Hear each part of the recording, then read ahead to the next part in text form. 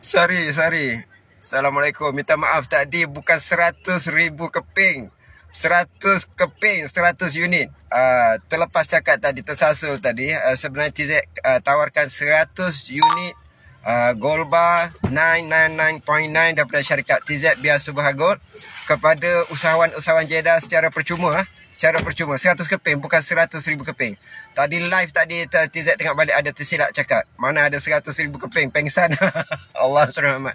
Allah SWT. Okey, jadi sahabat-sahabat Jeddah yang berminat boleh hubungi melalui grup atau melalui direct hubungi TZ. Kita ada program jutawan, program usahawan.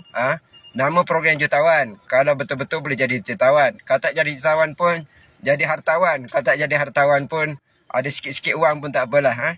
Okey, so TZ bukan scam lah. Daripada tahun 2021 sehingga sekarang boleh cek balik track record. Boleh tengok balik, boleh Google TZ Biasa Berhagul, layari video-video dia dan tengok apa yang janji TZ janjikan.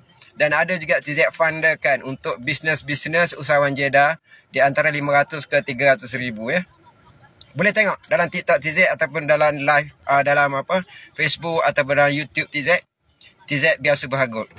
Jadi sahabat-sahabat yang berminat jangan lupa menyertai program usahawan Jeddah, memasarkan produk-produk syarikat TZ Biasa Berhagul dan juga syarikat-syarikat perolehan usaha sama antara syarikat TZ dengan syarikat-syarikat yang lain, ataupun dalam masa yang sama untuk mengambil kesempatan menggunakan platform syarikat-syarikat yang TZ ada seperti Arna Wajah Senang Berhad, kontraktor, ataupun Top Point Binary Consultant, syarikat konsultan, ataupun TZ Biasa Berhagul yang mengeluarkan trik Gold Bar Mask dan juga produk-produk kecantikan dan kesihatan, ataupun Top Point PLT. Dalam masa yang sama, TZ ada usaha sama dengan beberapa syarikat lain, syarikat perolehan untuk memasarkan produk-produk mereka dan juga peluang untuk usahawan-usahawan yang berdaftar dengan Jeddah, Jutawan Emas Digital Asia.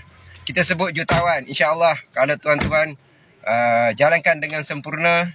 Kalau tak jadi jutawan pun boleh jadi hartawan, tak jadi hartawan pun ada sedikit wang. InsyaAllah, Allahumma salli ala Muhammad. Okey, selamat Hari Raya semua. Maaf zahir dan batin. TZ nak bergerak ke Aitam daripada Kulai. TZ ada di Johor sehingga 2 hari bulan. 3 hari bulan TZ akan gerak ke Terengganu. 4 dan 5 di Terengganu. 6 di KL balik. 7 TZ turun ke Terengganu semula. Sehingga 10 hari bulan. Okey, insyaAllah. Assalamualaikum sahabat-sahabat TZ. Kita live lagi insyaAllah kalau ada kesempatan. Please jadi members Jeddah. Jadi member usahawan Jeddah.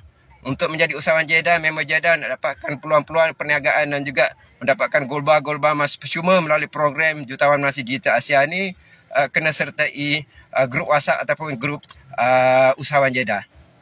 Okay, Assalamualaikum.